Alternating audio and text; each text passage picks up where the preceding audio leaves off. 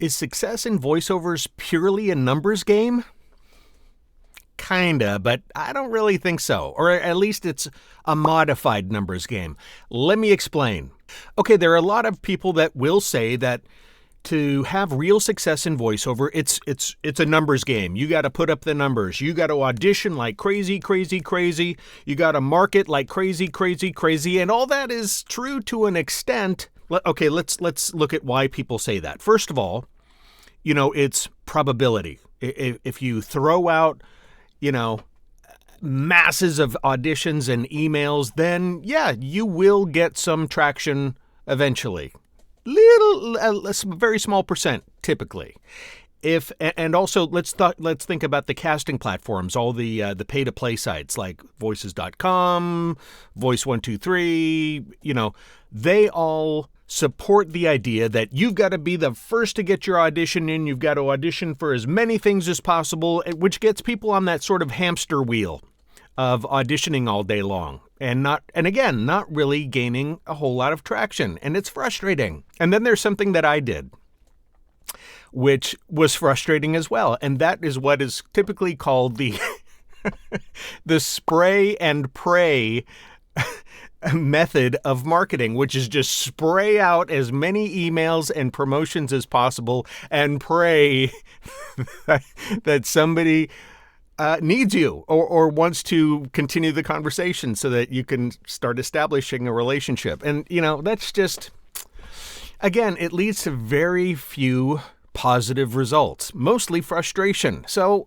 what can you do about that? Well, this is why I think a more targeted approach wins every time, especially in the long run. Now, when it comes to auditions, even if you're on the pay-to-pay platforms or you're listed with some talent agents or wherever you're getting your auditions from, don't feel the need to audition for everything. Now, the owners of those platforms and those agencies may disagree with me, but I'll tell you what, I'm receiving a lot of auditions, even from my talent agents, that have nothing to do with me or what I represent as an actor. I don't fit those roles. So don't audition for everything. Focus on the roles that you can do well and that you have a better chance of landing. I'll tell you, if you focus on fewer auditions that are really suited to you, you'll have a better conversion rate. Just because that part is it's more meant for you. You're more meant for it. So therefore, your audition will stand out as being stronger. Now, that doesn't mean that you shouldn't ever take chances on things that you might be a good fit for, but not really sure. Absolutely. Yeah, push the boundaries. But if, say, and I've mentioned this before, say if I receive an audition that's looking for an authentic Cockney accent, I can do a pretty decent caricature of a Cockney accent, but I can't do an authentic one. So no, I'm not gonna compete with those that are actually Cockney. That's useless. That would be a waste of a waste of time. Okay. Now, if you use a more targeted approach, look at the auditions, really read through them, and see what they're looking for. What are they really looking for? If it suits you, if you could do a good job with this, yeah, go for it. But, don't worry about each and every audition that comes your way. It's usually just kind of not a total waste of time. I mean, it's still fun to record an audition and stuff like that. But, if you have a ton of things to do and you're focus first on the ones that you can do well. Okay, now the same kind of applies for your marketing efforts. Like I said, I used to spray and pray, but no longer. Use a more directed approach. When you are researching companies, either on social media or just simply Googling companies, look at their websites. See what they do. Does it look like they actually will hire voice actors? Like for a lot of companies, their marketing efforts might use voice actors, but are they the ones that are actually hiring the voice actors? Probably not. That's probably a production company of some kind, a video production company, like ones that do custom e-learning or custom explainer videos, that kind of thing. That's what they do. Companies that use those services won't be looking to hire you directly. It's the production companies. So again, don't just fire off emails to every company that might have used a voice actor through somebody else to produce a video for them. They'll say, I don't know anything about, I don't know what you're talking about. Or you probably just won't hear anything back. Focus and target your message to those that might actually have use for you.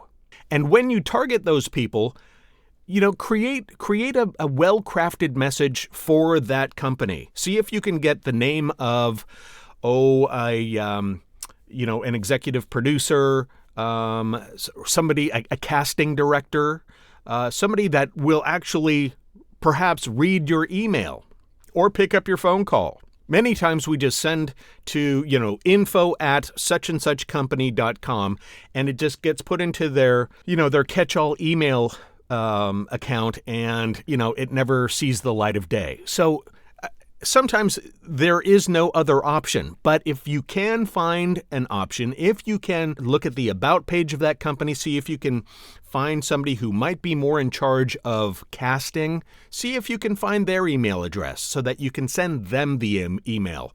It's much better to go direct to the potential source than to hope that it gets filtered down through the various people to hopefully the right person. So again, be targeted, be more focused about your approach and who you're sending your emails to. If you just spray and pray, that's disappointing because you rarely hear anything back. Take it from me. I did that. So what are the final ideas here?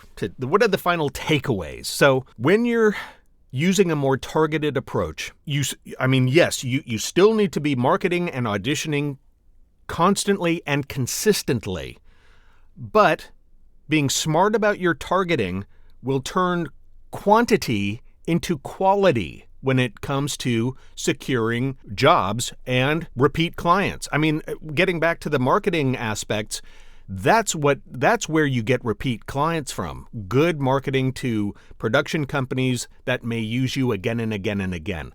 Auditions on the pay-to-pay platforms and whatnot, a lot of those turn into one-offs. You'll do one job for them and never hear from them again. Sometimes it can be a good source for repeat business, but you can't bet on that. They may not be the type of company that works that way. They want to audition for or send out a mass audition for every project that comes their way.